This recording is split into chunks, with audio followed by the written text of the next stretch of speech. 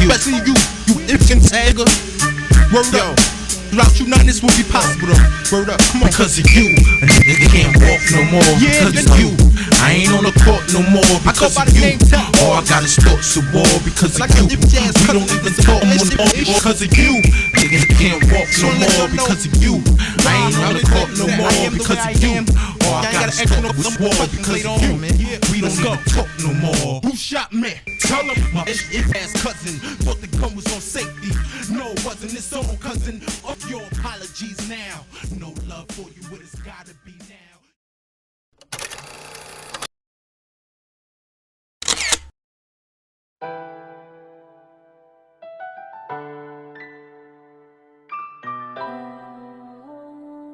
I just don't know how to express my feelings. I don't know, bro.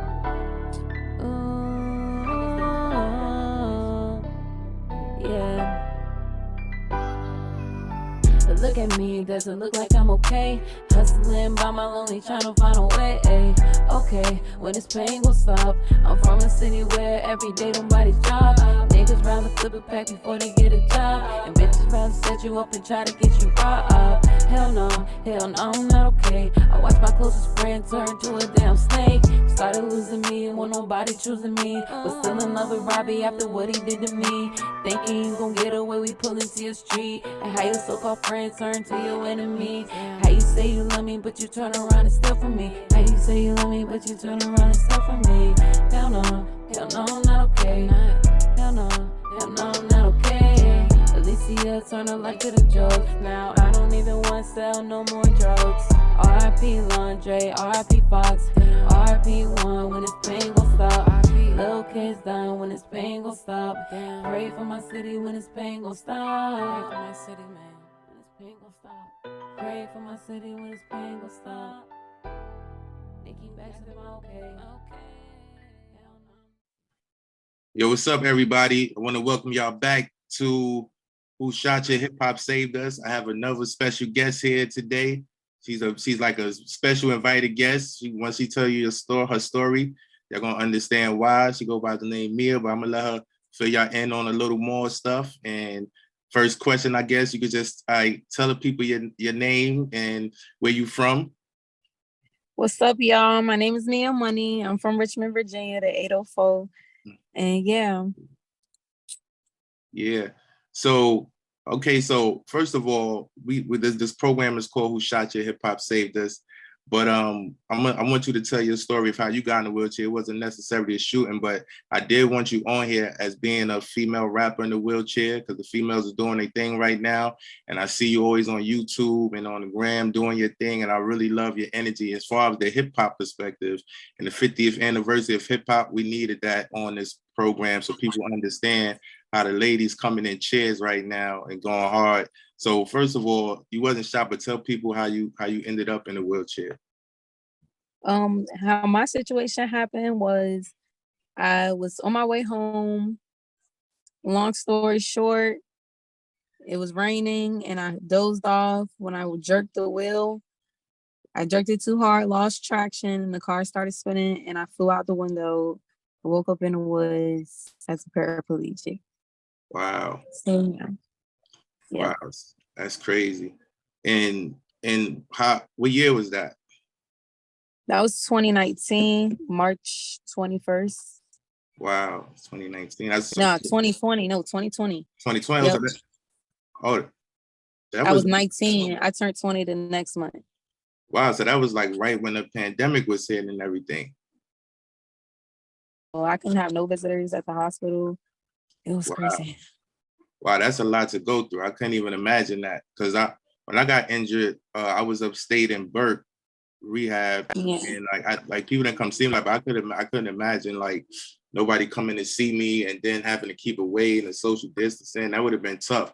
But you're definitely a trooper for getting through that. Thank you. I appreciate it. You as well. Yeah. Also, were you doing hip hop before your injury? Yes, I always was doing I used to always freestyle when I was younger. I used to always play around with it for And people just be like, why don't you just do music for real? And I'd be like, because everybody want to do it.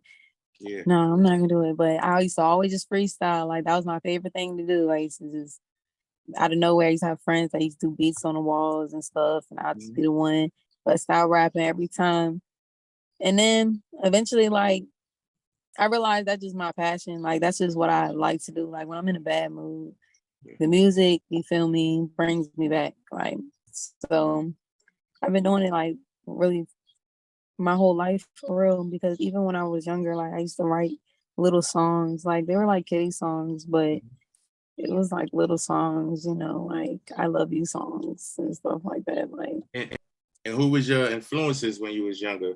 Like, what made you? I feel like what made me really start rapping is because my brothers, they all rap. Like, I always liked music, but they were rappers.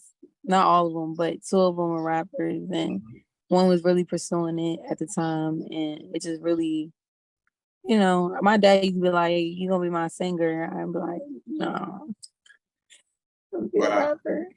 Yeah, that's what's up. It's like close. It's good when you got like people close to you that inspire you to do music. That's how my cousin was for me. Like my cousin, who actually was, I don't know if you know what happened to me. I got shot by my cousin playing around with a gun when we was younger. You know, involved in the streets having guns, and he was playing with it one day. Thought it was on safety, and it hit me in my lower neck. And he was actually the one who got me like involved in music, you know, and doing a lot of the stuff I'm doing. Like he got me like motivated to want to rap, you know, because he was rapping he's like a year older than me. And so he used to rap, and he was pretty good. So I wanted to like rap too when I used to see him rap. So it was kind of interesting you said like your brother, because a lot of people think it's always like the big stars, and sometimes it's like the people close to you when you're young that you look up to that get you going. Yep. Yeah. Yep. And it's like, it just brings that joy out of me. Like everywhere I would go, like I always get people who don't rap to rap. Like, and it just be fun. Like, it just be funny too. Like, it just be like, you know, it shows you can have fun with it. You know, it's something that will bring people together for real. Yeah. That's a fact, and that's what hip hop is all about. It originated. Like we celebrating 50 years of hip hop. I'm not 50, so it was before I was born, before you was born. But the original story of hip hop, I don't know if you know, it started in the Bronx, where I'm from. My whole town. Shout out to the Bronx. And on Cedric Avenue, DJ Kool Herc was at his sister's party. Look, it comes back to family. He was DJing at his sister's party, and he started to cut the beat, the break beat, and some of the songs and bringing them back. And it started like a movement through the music, people dancing, then the rappers came along. That was like in 1973. So now when you look at it, it's like we here using music as a vehicle to like, you know, for fun, for therapy, you know, and we using it to keep going. So how was your process to keep going, like to get back into music after your injury? I had a little process that was kind of like, you know, I was ready to give up for real, you know, because I'm a T4. So, you know, I'm like paraplegic from up here. So my diaphragm, like I ain't got that much control of it. So before it was like really hard for me to breathe, like have like the type, even now still, like my voice is not as aggressive as it used to be. Like, so I had to learn how to like get that breath, and like I'm ready to give up on it. People messaging me like, "You better not give up on music." Da da da da da. Whole time I'm like, "Dang, I ain't post about it, no nothing." People just randomly hit me up, and I just knew I was gonna be done. But my friend made me go to the studio, and that day in the studio was so hard. It was my first time in the studio since I got back. Wow. And you know, like when you first get in the chair, sometimes it's like hard to hold your balance and all that stuff, and your blood pressure will drop. All that stuff, everything that you could think of was happening. Like I'm sweating, I'm getting dizzy, I'm getting mad because I'm like I just want to record a verse. Like, let me record. Like, then I'm not liking how my voice sound, like, because I'm used to running straight through. Like, I used to just like to spit straight through, but I had to learn, like, I gotta take my time a little bit, punch in, try to get that full breath. Then, like, I was just like, you know, I was getting real discouraged, but my friend was like, "You performing the same song tonight." I went to perform it. I wasn't gonna do it at first. because I haven't performed yet in my chair. But I'm like, you know what? I'm gonna go ahead. Let me stop acting like that. The song came out good. Like after all the passing out and stuff, almost, Yeah. I got back in there, tried again, did it. Got carried up the steps. Like never was in no studio that was wheelchair accessible. That's another thing. Like went through all the trials and tribulations to get it done. So I'm like, I'm gonna go perform it. And when I did perform it, people was coming up to me like, I just fuck with you, like your voice, like what you be saying, da da da da. And I'm like, Wow. are they fucking with me? They're like, I'm proud of you. You still going? Like that motivate me. Like people telling me that I motivate them. I be like, oh, hold on. You feel me? I motivate you. Like that's one thing about I always been a motivating friend. I motivate my friends. Like I just talk to them. Like you feel me? Like I always try to uplift people.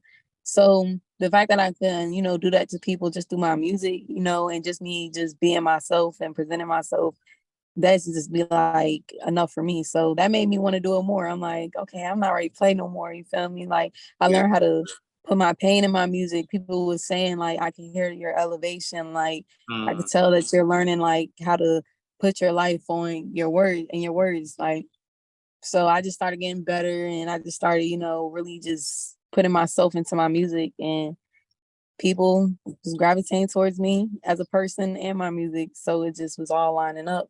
And it really just motivated me to keep going. Like after that, I just was like, especially when the people in chairs hit me up, that'd be like for me, because when I got there, I didn't really have nobody. So it's people I wanted to talk to, but people, nobody really wanted to like, especially like me. Like they was presenting certain people to me that's not like me, like as in skin tone and just the type of environments I've been in and type of stuff like that. Like so I'm trying to meet people that's kind of like similar to me in some type of way. You feel me?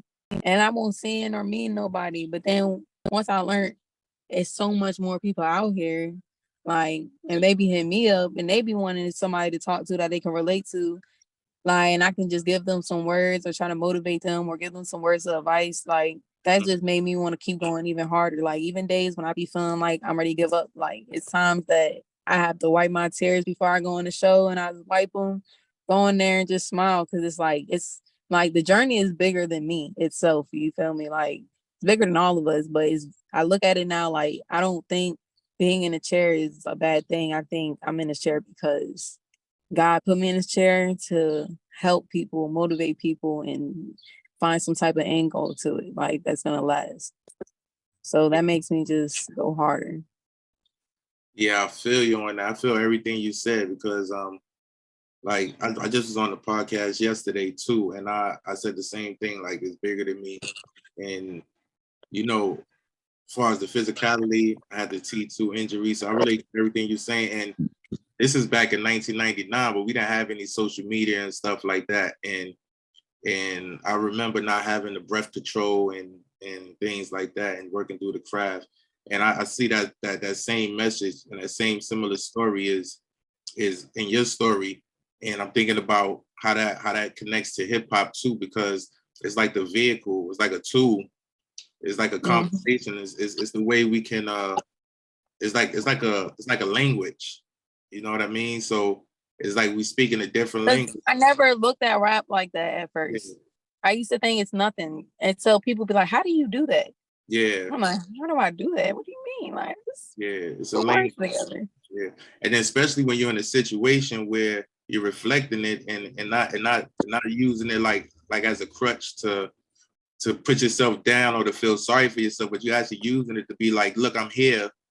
Look, this happened to me, but I'm still me. I'm still doing what I gotta do. I still can make good music. So that's what's important. And I think that's the real story of hip hop. From the beginning is something that people, it started like in the poor community in the Bronx, where people were not the richest folks in the city, young kids trying to have a voice, and it developed into hip hop culture. Yeah. And, and when you look at us, it's like we're using that essence of it to like develop what we're doing as a culture. So we have disability culture, and like you were saying. So when you do shows, I want to talk about a little bit about because people might watch this. We need to bring the awareness to something you just said about the inaccessibility at some of these shows. Because as we saying, hip hop is here, it saved us. We want to be able to be at everywhere everybody else is at, perform on the same stage. We don't need to be in front of the stage, back of the stage, on side of the stage, or whatever. We want to be on stage, and we got technology now that should be able to let us do that. I think what come with that is really getting us out there, because I notice when I go places, I know I'm not the only one in the wheelchair. People like look at me like I'm an alien. Like they never seen, like so many people already done said, like, you're the first person I met in a wheelchair. And there's so many of us out here. Like, it's like they kind of put us on the back burner. Like, and I didn't never, and even me walking, I never really considered that. One thing about it, I met people in chairs, but I never asked how they got in the chair. I never knew how you could get in the chair because I never asked. Because I just find that the most disrespectful this question you could ask somebody in the chair, like how you got in the chair. But people ask me like it's nothing. Like, and I'd be like, well, okay, well, but like I feel like nothing's really wheelchair accessible. Like they just throw a ramp, they just throw a sign, and they think that's wheelchair accessible. Like down to the bathrooms, stages, everything, like doors, the sizes. Like in the studio, I cannot fit in a lot of these doors. I have to send another chair, slide in with the other chair, then break my chair down and get it in the room. Like it's nothing like, and people don't really think about those things. They're not, taught that. But I feel like they need to really in school, because there's so many younger people in chairs too. I feel like just like they teach us mouth to mouth, they should teach us how to break down a chair. Because even the ambulance don't even know how to break down a chair. Like the people in hospitals don't even, like, nobody really be knowing nothing about our situation. Like if you really think about it, it's not something that's really taught to people. So when people building stuff, they think it just a ramp is cool. You just throw around. And we good. It's crazy you say all that, because I've been in all those situations where it's like, damn, I don't know. You got to teach everybody, and you got to explain everything. Everybody. And it's like people that are like 10, 11, 12, they are in school in wheelchairs and they're around friends. Like it's not about us older people. It's about all of us. But just think about the youngins that are in chairs. Yeah. Like I think, like, how come in school y'all not, just like y'all teach us about other disabilities and stuff, y'all need to be teaching how to, because all chairs break down basically the same. Yeah. Like the buttons on the side, pull them out, fold it on the back. I feel you. That's pretty much it. That's a life skill, because if you have somebody in school who has a friend who wants to make friends and they're in a wheelchair, or people just like, I feel like older people don't know how to interact with me in my chair.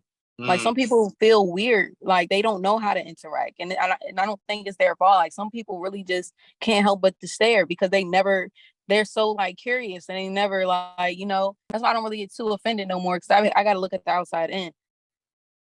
But you got to think, like, it all starts when we in school. Like just like they taught us mouth to mouth, they taught us about physical disabilities, they taught us about mental disabilities, learning disabilities. So like they need to talk about the real, like, because I never knew how you could get in a chair. I'm not gonna lie. Like until I got my chair and actually did the research, I never knew your spinal cord is how you could really get in a chair. Like, and that's another thing. Like people see wheelchairs and they think they're all the same situation. Like, and it's not. It's just a lot. It's a lot. It's a lot that goes into it, and I feel like so I wrote this song. So I wrote this song called "The Movement" that Rick did the beat to when we first started 4 Wheel City, and what it was about is talking about all that stuff. Like why when I go to the store I gotta call first? Why you ain't got no ramps? Why the bathroom ain't this? We need an elevator, and I wrote that like in 2006 or something, 7. And it was like, because I was going to do all that stuff. And then here you still going through it, even though I'm seeing changes, but it's still so incremental and it's still so vastly, like, not everywhere the same way. So the standard is being like, there's like no standard. Even though we have the ADA law, which is helping, at the same time, the I ain't gonna lie. education and the That awareness is not 88 there. I be filing 88 complaints and stuff. Nobody ever reaches out. It's funny you say that because they, like the city and all that, they take their time. You gotta find you. I wonder, you need a lawyer. The lawyers help better with that because the city, they take their time with a lot of that stuff. And I'm gonna see if I can get you some information. Where you at, Virginia? Yeah. Yeah, I'm gonna see if I can get you some information to that. Because I wanted to sue the court. Well, I wanted to sue the jail because they would not let me cab. Oh wow. Yeah, the jails, all like the system, they're not made for people who have wheelchairs, and it's a but when you go back, when you think about the whole Black community and everything, how a lot of things are set up, it's not meant for us to win. So when you get in a wheelchair, like you said, everybody's not the same. You see people and you don't know what they're going through. Like before I got in a wheelchair, I would see people and I just I kind of overlooked them in a sense. I never really like they might can't get in the store, they might can't get up the stair. I never thought about that. I just seen somebody in the wheelchair. And I'm like, so like you said, it's like, the ignorance is there, So it's like you got to take your time and try to do the education, and that's probably what these conversations is good to have. Why these conversations are good to have, because when people watch this, they get aware. Because like I said, you're not a bad person. I'm not a bad person. When we were walking around, when we seen people we didn't know either. So it's I used to do all type of ignorant shit. I'll let that shit be known. Yeah. Like it should change my whole perspective, and I needed that shit. Like that's why I sometimes be like, because I go play around in the Walmart chairs, knowing damn well they only got 2. And they think it's only 2 disabled people in the world. I don't know why they only got 2. But they got thousands of all these other carts stacked up. You can have at least 6 of them motherfuckers. You feel me? But they only got 2. And I go take that bitch and ride it around knowing damn well. Now when I'm in my chair doing that shit, somebody came up to me and said, "Man, can we get that for somebody else who needs it?" I'm like, "Man, I'm paralyzed. I might not look it, but I am." Yeah. They that don't, shit. It's definitely people don't think sometimes, man. That's why it's important we just keep pushing on that note. I wanna ask you about what you got coming up next in terms of your projects and things like that. So what I have coming up next, my voice cracked. What I got coming up next, I'm dropping a mixtape called What I'm About. Oh, basically, the name What I'm About, cause people thinking I'm in my chair, so I'm not about nothing. I'm not talking about streetwise, just nothing. When I go out, people be like, "Oh, people don't go out in chairs," and I be like, "Oh, well, I wonder why y'all don't make this shit accessible for us." Yeah. So I got to show what I'm about, and that's why the picture is me in my little cute lingerie, because I feel like now I'm not. When I was walking, I never promoted sex, but in this wheelchair, I kind of do, because it's so many females in wheelchairs that feel like they'll never find love again. And I'm like, just because you're in a wheelchair don't mean shit. Motherfuckers will love you just the way you are. So I gotta promote the little sexiness with it. So I put What I'm About, make somebody mind think, what are you about? You feel me? Yeah. And the music's just gonna come behind it, and hopefully y'all fuck with it. That makes a lot of sense, because appearance, identity is very important. When I first got injured, the first thing that got me willing to try new things and go back to school and all that stuff was the fact that I was like, I want to look good so I can feel good. So I had to I used to stare in the mirror and put on clothes and stuff that I felt like, I want to look, even though I'm in a chair, I want to look like I'm sitting down on a bench. I used to sit down on the bench with my homies. Let me see how to make myself look like I'm just chilling. So that was my first thing I wanted to do. And then once I figured that out, I was like, I got to make sure that I always represent that, no matter what platform I'm on, because when I represent that, then people see oh, I didn't know somebody in a wheelchair can wear hats and watches and Jordans and this and Yeah, that. it's like the And stereotype be cool. real. Yeah. And then on the hip hop side of it, like when I do a lot of events where it's not necessarily hip hop favorite or friendly so much. So I make sure I go looking like that too to represent the hip hop, and somebody in the wheelchair represent hip hop, because those two things are very important to me, to not compromise. Yeah. Don't That's change. why people don't understand certain things, especially now. Like I had a little insecure moment, and I know we all have our insecure moments. But in the chair, some people don't think I get insecure. I just learned that. Like people don't think I get insecure. I'd be very insecure. Yeah. And I'm not an insecure person, but sometimes I get insecure in my situation. So it's like me, I feel like I gotta look like right now, me on here with no lashes. A year ago, I couldn't do that. Cause I'd be like, no, I'm not going to a show without looking the T, like down to the T. Like I gotta look good. Cause it's bad enough I'm in this chair. And as soon as I roll in, they're gonna be all in my fucking face. Like, so I had this like in my head, like I gotta look like how I'm supposed to look all the time. Yeah. Then I had to realize, like, bitch, you're a regular ass motherfucking person still. You're gonna have your days, you feel me? We just want to chill the fuck out. If you want to go to a show with no lashes and chill, motherfucker just fuck with you regardless, because that's who you are. You feel me? And it took me a minute to get that, because I used to think in my head, especially when I first got in my chair, somebody had told me, I could put no names on it. Now that you in the chair, you gotta always make sure you look good. So it was already put in my head, like, I gotta look good in my chair, like, cause I'm already rolling, like. So I was like sticking to that for a while, and it started kind of eating me. I drove all the way to Atlanta for a show and did not go in there because I didn't have my lashes. Like, that's it. That's crazy. It was too late to get some. Like, it was just extra. Like, but I was that insecure about it. I ain't going in. Yeah, I'm not going in without my lashes. I gotta look right. Like, I gotta like fit my image. Like, I have to fit how I want to look in my chair. Like. And then I had to realize, like, girl, you don't even have to do all that. Like, fuck that.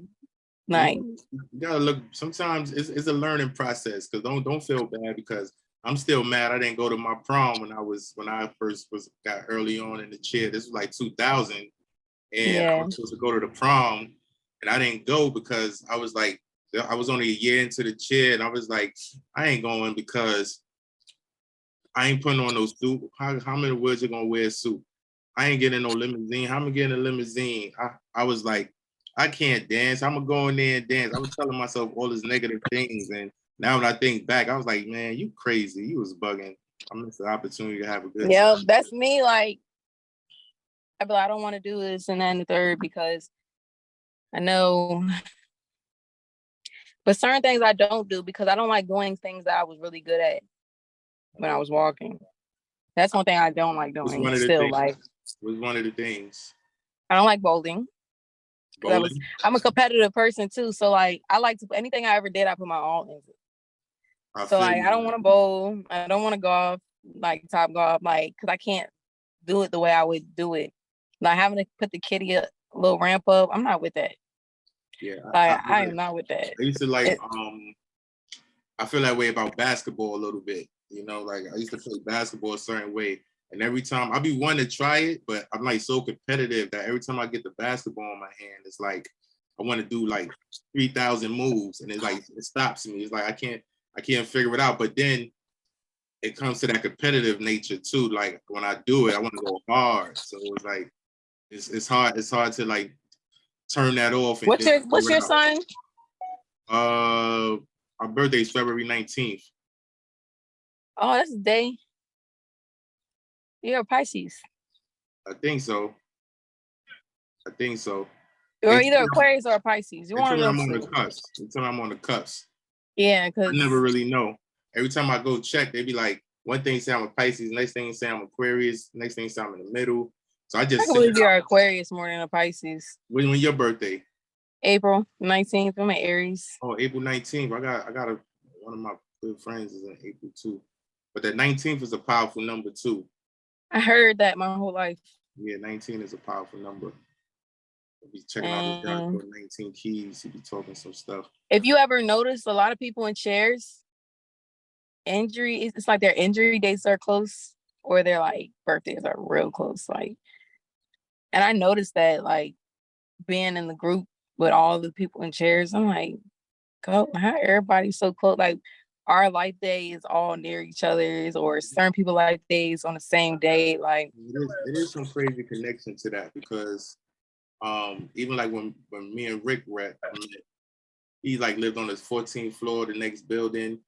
His son's birthday is like my best friend birthday growing up. It's like so like it was like we got like a lot of number connections, stuff like that's that. why I don't take this for granted. Yeah. Like especially the music part of it, because I'm like, this really all just is something that's gonna, I don't know what it is, it's gonna be something big. Yeah, it's like but I know. Say it again. You're right. It's you gotta have like a vision, but then everything is not as everything happens for a reason. And like if you in it and you get to have a voice, then it is definitely for a reason. And it always comes back full circle. You just never know what it is. You never know who's gonna see. And that's the thing. They're gonna be like, oh, it's I like, want to do that. Come over here. You know, you just never know. Like, look how I discovered you and seen you on YouTube. Now we talking here, you know, and then who knows what's the next person who might see you on here and be like, I want her over there, and then you know you be performing over there. And like I told you, I also want you to be down with this organization that I'm working with called RAMP, Recording Artists and Music Professionals with Disabilities. We're doing a lot in the industry to break barriers and get more inclusion. And we could definitely use like artists like you on our roster platform. I'd definitely be honored. Yeah. Let me see the information to check it out. And I also got a song I would like you to get on with me. I'm gonna send that to you too. Experts. Yes, send it. So let me ask you like a couple more questions before we get out of here. What does hip hop mean to you? What does hip hop mean to me? When I hear hip hop, I hear soul. Like when I rap, the dopamine, whatever it's called, the gas that releases in my brain, that feeling, like that's like, it's like an inner thing. So that's why I can't listen to a lot of people these days. I'm not gonna lie. So I really don't have like top artists right now. Cause certain people just be rapping and it just be rapping. You know, maybe it could be hard, but it's just like they just rhyme. But some people you really can feel their soul on that song. And that's how when I listen to hip hop, that's what you feel me? Like I want to hear you spin some shit that's gonna make me think, and you feel me, have my mind thinking, you know, like something I can relate to or some real shit. Like, so it's like, that's what I think. Like when I hear hip hop, I think, you know, therapy, soul, healing type thing, like stress reliever. Like that's what I get from that. Like it brings people together. Like when you in the club, you hear Meek Mill, Dreams and Nightmares, everybody coming together like, because they feeling that shit. Like they feeling it in their soul. Like you get the person sitting on the wall the whole time. Then that song come on, everybody getting up. Like, hold on, wait, okay. Like I like that's how I see it. Like you feel me? It's just something that's really just like something that bring people together for real. Like if you really think about it, hip hop really run the game for real, especially 2023. Like everybody want to be a rapper because of that exact reason. Like that's what, you know, really runs everything. I like that example of Meek Mill song because that's one of my like favorite top 10 all time hip hop songs ever. And the reason it's because of what you just said. I don't think I ever heard the song before, and I heard it at my sister's baby shower, and it was exactly what you were saying happening. It was like everybody, it was like about 10 kids, about 10 adults in the mirror rapping. It was like a big mirror across the wall, and everybody rapping. Yeah. I'm like, wait, and I'm like, I'm looking like, what just happened? Why is everybody looking in the mirror together, hype, and it wasn't like violent or nothing. It was like really like they were like feeling this, like, and they like talking to each other. Like, cause yeah. I know we I'm even like, what like is this? I I be in a never heard the bad mood. song. We Yeah, all lit, I'll looking never at each forget other, that. rapping that shit eye to eye. Yeah, Like, yeah, I feel you, my yeah, nigga. Like, yeah. I I was like, feel you. that was an energy I never like witnessed before from hip hop. Like just having people like that, and I always respect me. Shout out to Meek Mill for that song, because Yeah, meet that nigga song for is that. different. It's a crazy Down in energy. history forever. Yeah, that's one of my top 10 songs in hip hop ever. So He definitely did his thing on that. yeah. So one last question too. What advice would you give to somebody who just get paralyzed, whether they in a car crash or whatever it is, and they feel like their life is over, they can't find their voice, they don't want to go inside the club because they ain't got their lashes or something. What advice would you give them? My advice to you would be, one, your life is over. And when I mean that your old life is over, you're transitioning to your better life. So don't think because you in a chair, your life is over, because ain't nothing over. Like, one thing somebody told me in the chair when I first met them, he was like, just wait till you get your swag back. And I was like, it's over. Like, ain't no swag coming back. Then I'm like, hold on, I started, get my little swagger back, getting weight, happy weight. Like, just be you. Like, let go of the old stuff. Like, start exploring new things. Don't think you got to be stuck in one box. Like, because that will just have you depressed, thinking I can't do the things I used to do. No, because you can still do a lot of things that you used to do. It just certain things are limited, and that's it. Like, you can still drive, you can still get yourself where you need to go. Then, curbside pickup is real now. So, you feel me? A lot of things is, shaking. But if you're an artist, don't stop being an artist. That's something, especially if it's something you've been doing. Like, do not stop, even if you don't want to present it to the world. If that's your escape and you want to still be an artist, do it. If nobody's fucking with it, still do it. Because it's not about what people fuck with, it's about what you fuck with. And if you fuck with yourself, that's when people start fucking with you the hardest.